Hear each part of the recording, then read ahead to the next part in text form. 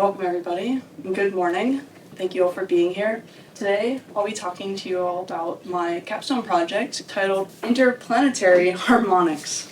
So, who am I? My name is Carmen Talento. I'm, of course, in BXA. My concentrations are physics and music performance. I didn't want to pick between the two subjects that I've always had a passion for. And because of that, I really wanted my capstone to reflect that. I wanted to make a project that kind of has both of those subjects present. I was thinking about it for a long time, of how do I combine these two subjects? Of course, there's the natural way, but I didn't want to do the natural way. I wanted to incorporate space also into it. And I finally was inspired when watching this YouTube video, which I won't play during this presentation. It's about the same length as this presentation. But at the final slide, I do have a QR code if anybody wants to watch that yourselves later. But in this video, Hank Green was talking about how the Mars rover Perseverance has some microphones on it. And the microphones picked up some audio from just some things happening. Mars has an atmosphere, so things happen naturally the way they do, at least kind of here on Earth. So the microphone picked some noise up and heard some physical phenomena called acoustic dispersion. And this is when, I'll give you the analogy of if you've seen white light go through a prism and it splits into the colors, same thing is possible with sound, because they're all waves. And so when sound is propagated, or when it starts and it travels through a medium, it travels in waves. Depending on the medium that it's traveling through, such as carbon dioxide, which is what the Mars atmosphere is 96% made up of, it can have the same kind of effect, where instead of the light separating into the colors, the sound will separate into its frequencies. And those frequencies are all affected differently as it travels through this medium. And the way that it's affected, you can see in the diagram to your right over here, some of the waves and some frequencies will start to travel at different speeds. And so I thought that would be a really cool thing to play around with. You know, we have rovers on Mars, we don't have rovers on other planets, but there's atmospheres on other planets, so maybe this effect happens on other planets too. And can we do something creative with that? That brought me to the concept of this project, which was to create a computer program that could simulate these effects and bring that kind of experience of what it's like to listen to sound and more so music on other planets. And of course bring that to the comfort of our own home planet, Earth, hopefully in an artistic way. So what did that process look like? So I guess I broke this project into three main components. The first was, of course, researching the physics, what actually mathematically is involved in describing this phenomenon. And then I had to learn how to program using a language that I was previously unfamiliar with, which is Max, and Kyle helped me out a lot with that one. And I also watched all of the Twisted Signals lecture videos online, which were my starting point, and I used Kyle's expertise to finish. Then, of course, it was the production itself. Kind of, okay, I learned the language, now how do I make it do what I want it to do? And how do I make it user-friendly? So the complicated stuff. The physics was definitely the most difficult part of this whole process, and it kind of ended up boiling down to these four main equations. And honestly, this is more like two equations, where two of them are subsets of the one.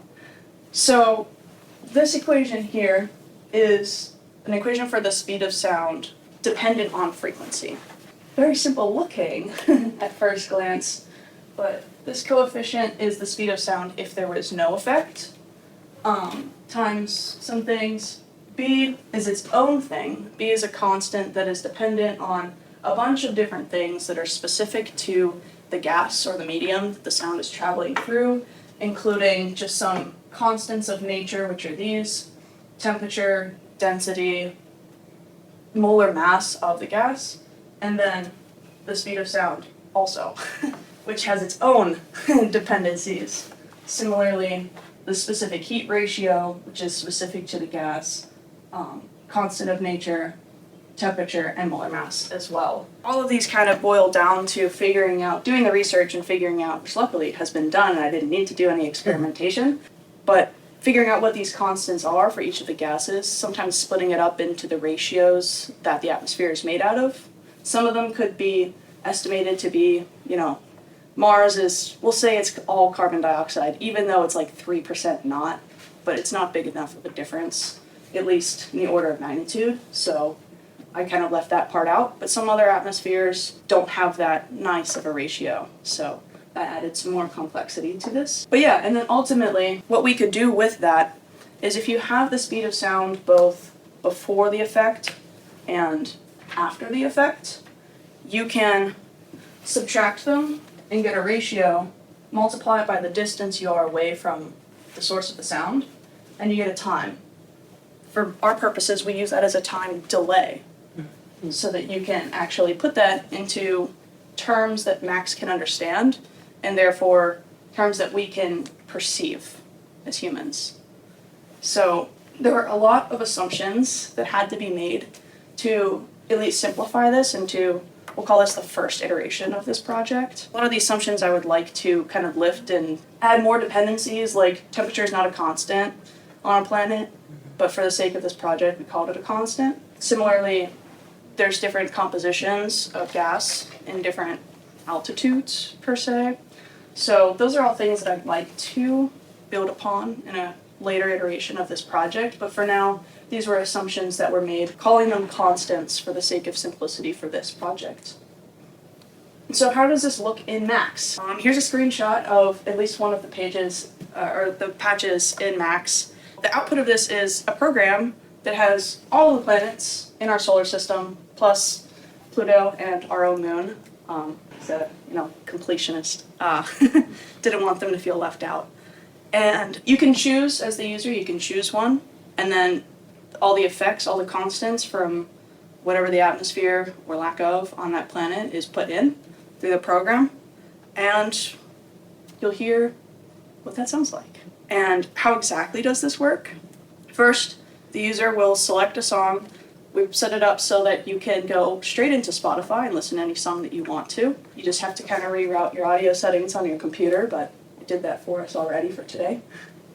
Then you can select your planet of choice or celestial body of choice, and you can even choose how far away you are from the source. Then the program itself will do a fast Fourier transform, which means that it takes the audio, breaks it up into its frequencies, in little bins of frequencies, which is a whole mathematical concept that could be its own 20-minute talk.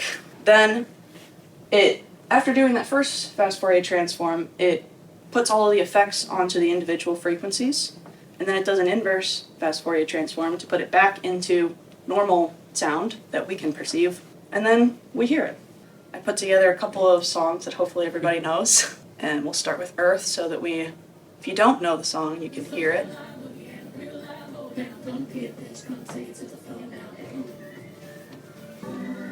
So here's Mars, for example, which is known to have a larger effect than other planets.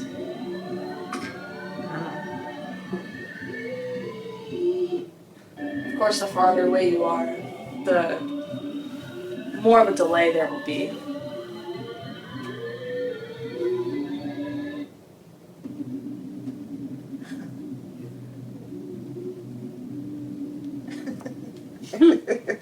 Plot twist, Mercury doesn't have an atmosphere, so you're not going to hear anything.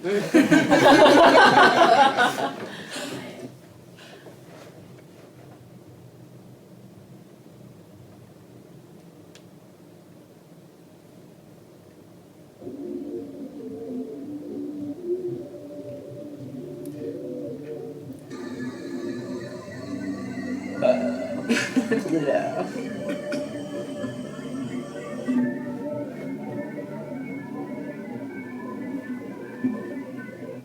Moon also doesn't have an atmosphere. I think I hit them all at this point. And of course, as I mentioned earlier, a lot of assumptions were made in this process.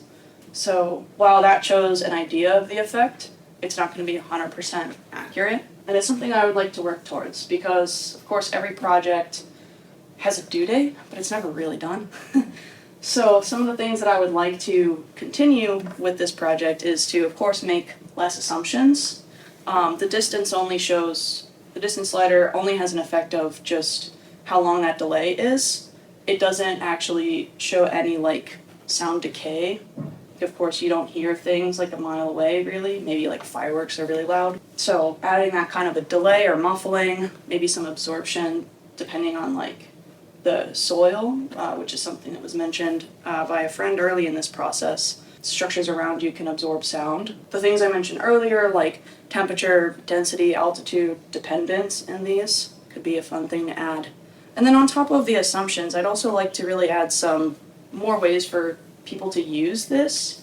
My original goal was to have this embedded on a website so that anybody with any background can just use this without having to do anything extra. But when I researched that, it turns out you have to reprogram the whole thing in another language. So that's a later problem, turns out. And additionally, something cool is maybe turning it into a VST plugin so that you can put that into like Ableton Live, maybe have some cool like pedal effects on live performance. And that would really bring out like the creative musical aspect to that, which some fans of that in the room. And then from a scientific standpoint, maybe add some more planetary bodies. Like there's tons and tons of exoplanets, and we, of course, only did things that are in our neighborhood within the space, but it would be really cool to add some more to that. So yeah, but I would like to really thank you all again for being here, and if you would like to kind of see get more information about any of the links or documents, pretty much everything in here is hyperlinked, including like some of the images that had some of the graphs, so you can read more about all these sources. Thank you all for being here, and an especially large thank you to Kyle, because he's the reason really that the program works. So thank you.